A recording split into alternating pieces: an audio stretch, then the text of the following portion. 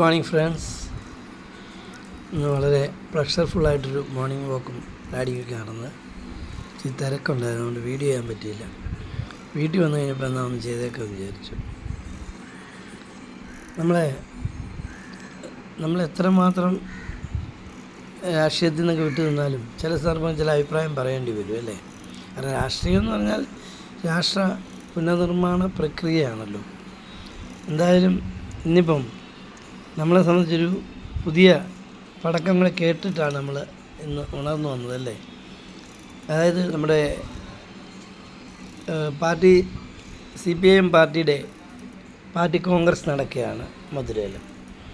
അപ്പോൾ അവിടെ വളരെ ശക്തമായ തീരുമാനങ്ങൾക്ക് വരും എന്ന് കണ്ടുകൊണ്ട് ഒരു പടക്കം പൊട്ടിച്ചിരിക്കും. ഒത്തിരി പടക്കം പൊട്ടിച്ചു. നമുക്കറിയാം പണ്ട് കോൺഗ്രസ് നേതാവ് ചിദംബരത്തിനെതിരെ ഒരു പടക്കം പൊട്ടിച്ചത്. അദ്ദേഹം 5-8 മാസം ജയിലിലായിരുന്നു. പലപ്പോഴും സന്ദർശിച്ച് പലരും ഓഫർ കൊടുത്തതായിട്ട് പറഞ്ഞു കേട്ടിട്ടുണ്ട്.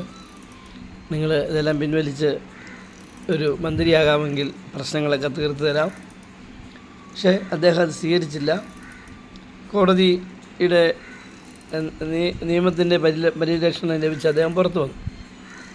ഇപ്പോഴും നല്ലൊരു കോൺഗ്രസ് നേതാവായിട്ട് പ്രവർത്തിക്കും. അതുപോലെ നമുക്കറിയാം ധാരാളം കോൺഗ്രസ് നേതാക്കന്മാർ മന്ത്രിമാരൊക്കെ ചില മന്ത്രിസഭയിൽ മന്ത്രിമാരായി തീർന്നത് നമുക്കറിയാം. എൻ്റെ പിന്നിൽ എന്താ, ഭരണം നടക്കുമ്പം ചില കാര്യങ്ങളൊക്കെ വരുമ്പോൾ ചില സാമ്പത്തിക അന്യൂനതകളൊക്കെ വരാം. അതൊക്കെ ഒരു പർട്ടിക്കുലർ പേഴ്സൻ്റെ പുറത്തോട്ട് കെട്ടിവെച്ചിട്ട് അങ്ങ് നടപടി എടുക്കുക. പിന്നെ കേസ് വിധി വരുമോ ഇല്ലയോ എന്നുള്ളത് വേറെ കാര്യം. ഈ എടുക്കുന്ന കേസുകൾ ഏതെങ്കിലും വിധി വന്നിട്ടുണ്ടോ ഇല്ല, വിധിച്ച് ആരും അകത്ത് പോയിട്ടില്ല. ആപ്പാടെ നമ്മുടെ കന്നുകാലിയുമായിട്ട് ബന്ധപ്പെട്ട് നമ്മുടെ അവിടുത്തെ മുഖ്യമന്ത്രി മാത്രമേ ജയിലിൽ പോയിട്ടുള്ളൂ, ബാക്കി ആരും പോയിട്ടില്ല.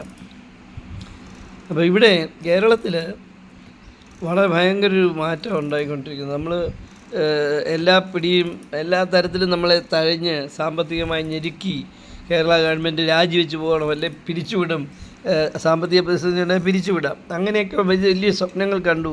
എനിക്കറിയാം, എൻ്റെ ഒരു സുഹൃത്തുണ്ട്, അദ്ദേഹം ഒരു പാർട്ടിയുടെ അനുഭാവിയൊക്കെയാണ്. അദ്ദേഹം അവരുടെ പാർട്ടി പറഞ്ഞു 3 മാസത്തിനുള്ളിൽ കേരള ഗവൺമെൻറ് വീഴും, പെൻഷൻ നിലയ്ക്കും, ശമ്പളം നിലയ്ക്കും എന്നൊക്കെ ആരൊക്കെയോ പ്രസംഗിച്ചായിട്ട് പറഞ്ഞു കേട്ടിട്ടുണ്ട്. പക്ഷേ അതിനെല്ലാം ജനങ്ങളുടെ പിന്തുണയോടുകൂടി ജനങ്ങളുടെ സ്നേഹത്തോടു കൂടി അതിജീവിച്ചു.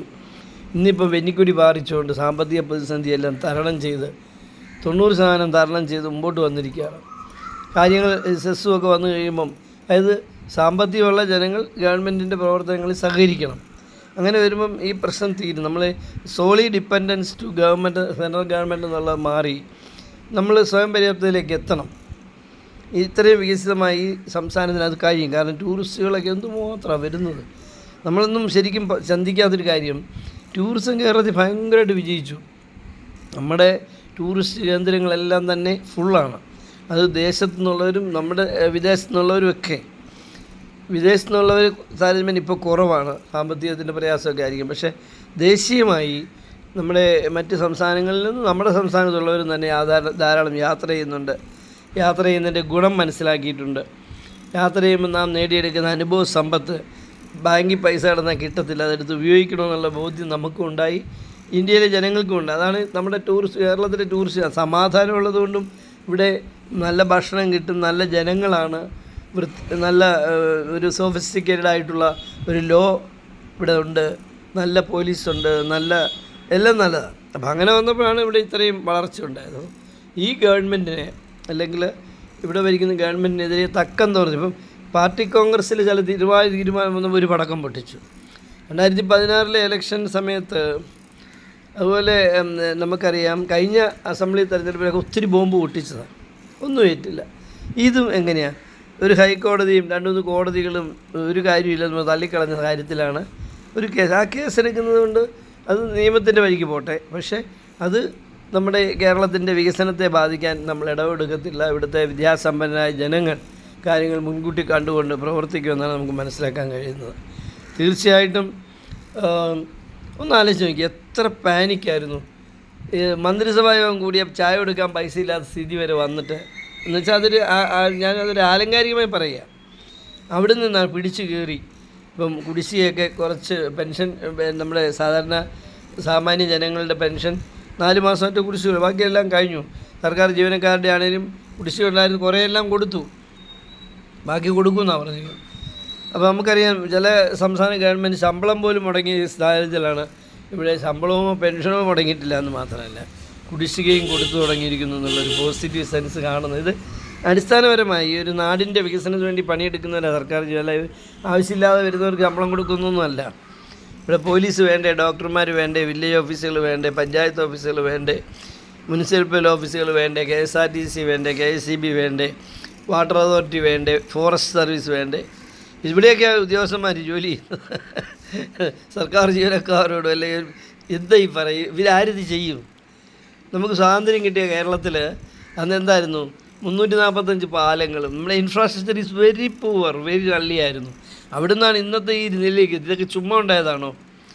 Of course decisions comes up from the top political leaders, but who is implementing all these things? It is implementing by the force of the state. അതിവിടുത്തെ ഉദ്യോഗസ്ഥന്മാർ തന്നെയാണ്. അപ്പം ഞാനൊക്കെ ഒരു പഞ്ചായത്ത് സെക്രട്ടറി, പഞ്ചായത്ത് കമ്മിറ്റിക്ക് തീരുമാനം എടുക്കാം നയപരമായി, ചെയ്യുന്നതാരാ, നിയമപരമായി പരിശോധിച്ച് അത് ചെയ്യേണ്ടത് ഉദ്യോഗസ്ഥൻ എക്സിക്യൂട്ടീവ് തന്നെയാണ്.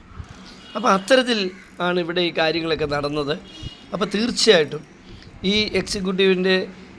എക്സിക്യൂട്ടീവിൻ്റെ ഉയർച്ച നാടിൻ്റെ ഉയർച്ചയായിട്ട് മാറ്റിക്കൊണ്ട് അതിനെ പൊളിറ്റിക്കലായിട്ട് ക്ലിയർ ആക്കിക്കൊണ്ടാണ് കേരളം മുന്നോട്ട് വന്നത്. തീർച്ചയായിട്ടും ഈ വിജയത്തിൻ്റെ സന്തോഷിക്കേണ്ട ഈ സന്ദർഭത്തിൽ ഒരു പടക്കം പൊട്ടിച്ചിരിക്കുക. പക്ഷെ അത് ജനങ്ങളെ പാനിക്കൊന്നും ആക്കുകയില്ല. വിദ്യാസമ്പന്നരായ ജനങ്ങൾ കാര്യങ്ങൾ അറിയാം. അവർ ഈ മുഖ്യമന്ത്രിയോടും ഈ ഗവൺമെൻറ്റിനോടൊപ്പം നിൽക്കും. ഇതെല്ലാം പറയുമ്പോൾ ഞാൻ ഏതാണ്ടൊരു കമ്മ്യൂണിസ്റ്റാണെന്ന് വിചാരിക്കരുത്. എനിക്ക് എൻ്റെ പൊളിറ്റിക്സ് ഉണ്ട്, പക്ഷേ അത് എൻ്റെ ചാനലുമായിട്ട് ബന്ധപ്പെട്ട് പുറത്ത് പറയാറില്ല. തീർച്ചയായിട്ടും എന്തായാലും ഇപ്പോൾ വന്ന ഇത് നമുക്കറിയാം, ഈ ചായക്കൊപ്പയിലെ കാറ്റെന്നൊക്കെ പറയില്ല, അതങ്ങ് പോകത്രേ ഉള്ളൂ. കാരണം നമുക്കറിയാം ഇവിടെ ബൈബിളിൽ സ്വർണം കൊണ്ടുവന്നു, അല്ല ബൈബിളെന്ന് വേണ്ട പറയേണ്ട, ഏതെങ്കിലും ഭക്തി പുസ്തകത്തിൽ കൊണ്ടുവന്നു, അങ്ങനെ കൊണ്ടുവന്നു, ഇങ്ങനെ. എന്നിട്ട് എന്തി ഒന്നും ഇല്ലല്ലോ, ഇപ്പം ഒരു FIR ഇടാൻ പോലും പറ്റിയിട്ടില്ല. അപ്പോൾ അതാണ് സ്ഥിതി. അപ്പോൾ ഇതും വന്ന പോലെ പോവും. നമുക്ക് പാനിക്കാകാം നമ്മുടെ സംസ്ഥാനത്തിൻ്റെ വികസനത്തെ പറ്റി. ഇപ്പോൾ ഏറ്റവും പുതിയ മുദ്രാവാക്യം വന്നിരിക്കുന്നത് മാലിന്യങ്ങളെ നിർമ്മാർജ്ജനം ചെയ്യുക എന്നുള്ളത്. ശരിയാണ്, നമ്മൾ ഓരോരുത്തരും തീരുമാനിച്ച്, നമ്മൾ ഒരു പ്ലാസ്റ്റിക് കഷ്ണം, ഒരു പ്ലാസ്റ്റിക് കുപ്പിയോ എടുത്തെറിയില്ല എന്ന് തീരുമാനിച്ച്, അപ്പോൾ തന്നെ അത് കൺട്രോൾഡായി. അപ്പം നമ്മളെല്ലാം കൂടെ ശ്രമിച്ചാൽ തീരാവുന്ന കാര്യമുള്ളൂ നമ്മുടെ നാടിനെ വൃത്തിയായിട്ട്. ഞാൻ കഴിഞ്ഞ ദിവസം ഒന്ന് ഇവിടെ പോയി, കന്യാകുമാരി ടൂറ് പോയി. എൻ്റെ പൊന്നെ, ശരിക്കും ഞാനങ്ങ് അന്തം വിട്ടു. ആ കന്യാകുമാരി കടൽ തീരമൊക്കെ ഒന്ന് കാണണം, എത്ര നീറ്റാണ്. അമേരിക്കയിലെ പസഫിക് ഓഷൻ കണ്ടപ്പോൾ എനിക്കുണ്ടായതുപോലെയാണ്, അതേ കളറിലൊരു ഇളം പച്ച കളറിൽ, എത്ര വൃത്തിയാണ്. തമിഴ്നാട് പണ്ട് എത്രയോ മോശമായി പേരുണ്ടായിരുന്നു നമുക്കറിയാം, അവരുടെ പ്രാഥമിക കർമ്മ റോഡിൽ. ഇപ്പോൾ അതെല്ലാം മാറിയില്ലേ, എത്ര മാറി. അത് കേരളം ഇന്ത്യക്കാകെ മാറി. ഇവിടെ ടോയ്ലറ്റ് ഇല്ലാത്തൊരു വീട് പോലും ഇല്ല എന്നുള്ള സ്ഥിതി വന്നിട്ടുണ്ട്. അപ്പോൾ നമ്മൾ അത്രയും കയറിപ്പോയി.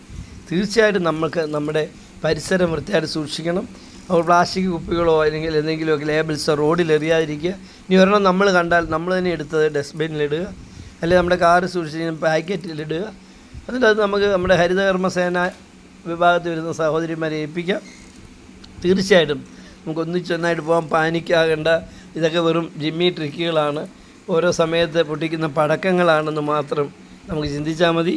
All the best. Okay, praise of God. Thank U.